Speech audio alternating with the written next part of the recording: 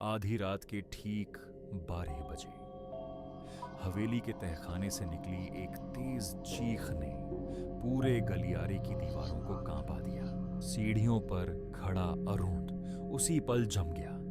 उसकी सांस अटक गई और हाथ में पकड़ी टॉर्च की रोशनी कांपने लगी। बरसों से बंद हवेली में अरुण जानता था कि उसके और मीरा के अलावा कोई नहीं हो सकता। फिर भी वह चीख किसी आखिरी पुकार जैसी थी। जंगल की सीमा पर खड़ी वह हवेली लोगों के लिए मनहूस थी, जिसे बेचने की तैयारी में अरुण और मीरा वहां आए थे। तहखाने का दरवाजा हमेशा बंद रहता था और वहां से आती सीलन की बदबू हवेली के हर कोने में फैली रहती थी।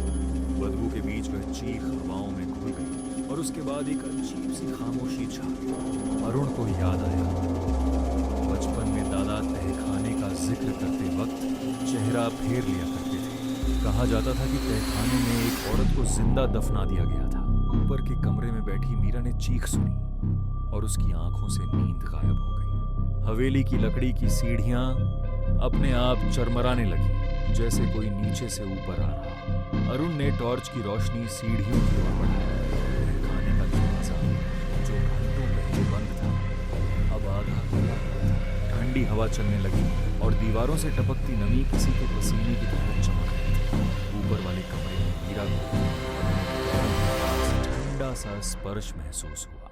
कमरे में कुछ दिखाई नहीं दिया, लेकिन फर्श पर गीले पैरों के निशान उभर आए।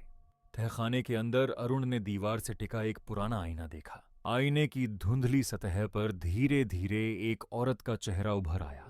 चेहरा दर्द से मुड़ा था और मुंह खोला था, जैसे चीख अब भी जारी हो। उसी पल ऊपर मीरा का शरीर जड़ हो गया और उसे एहसास हुआ कि हवेली उसे जाने नहीं देगी। अगली सुबह गांव वालों ने हवेली के बाहर अरुण को अकेले सदमे में बैठा देखा। तहखाने का दरवाजा फिर से बंद था और अंदर से कोई आवाज नहीं आ रही थी। मीरा कभी बाहर नहीं आई। कुछ दिन बाद हवेली बेच दी गई। हर आधी रात नए मालिकों ने तहखाने से आती हुई आखिरी चीख सुनी। अब उस चीख में दो आवाजें थीं, एक पुरानी और एक नई।